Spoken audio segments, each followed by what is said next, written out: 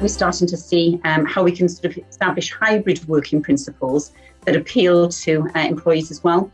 I mean, I'm starting to sense now that employees do want to be back in the workplace, maybe not full time, and my sense is that people want to work sort of 2 or 3 days a week in the office, but that connectivity and that collaboration is really, really important. Just to give an example, I was up in our Glasgow office for a couple of days last week, and the buzz that I personally felt actually, but you could feel that energy and vibe within the business. And I think, as an employer, we've tried not to be too prescriptive in terms of the ways working going forward, and to really leave the choice to individuals. And I think as we're starting to come, out of the pandemic, we're starting to see people wanting to get back into the office to connect with their colleagues. And that teamwork is valuable. I mean, we are a social species after all, so I think people just want to really engage. And I'm really looking forward to sort of the next stage of developing that hybrid working practice, if that makes sense. We've reached out to the employees and said, come and shape the people strategy for us. Tell us what you want to see in the strategy for 2022 and beyond. And that was so well received. And the ideas that we got just from the first session, in fact, it was the first of a series. We're actually doing a number of sessions over the next couple of weeks.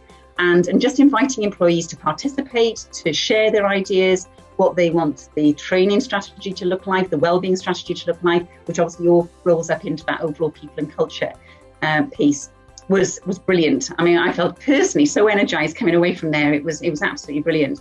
And I guess my message would be, going back to sort of the ways of working, not to be too prescriptive. I think it's allowing that freedom of choice, encouraging people to keep connected, to reach out when they need support, and to ask for help if they need it, and really put sound policies in place and communications, like wellbeing communications, where you can find help at the very outset.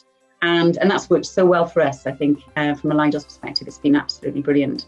It's inviting them to get involved, to really participate and really feel as if the employee voice is important, so that when we actually come to present the strategy, which will be towards the back end of this year, really part of next year, they really feel engaged and as if they created and shaped that strategy. And I think that's really important, that it's not just seen as a top-down commitment. It's very much about creating that participation from bottom up. And as I say, I think it's something that was very well received. The ideas were really creative. There were some quick wins in there, which I shared with my senior leadership colleagues and said, come on, let's get on with it and let's roll these out. And those are the sort of quick turnaround actions that will give that sense of respect, I think, actually, and create that mutual respect between employees and the leadership team. So it's not directive, it's much more participative, it's collaborative, all those things that we want to try and really create as that hybrid principle of working goes forward.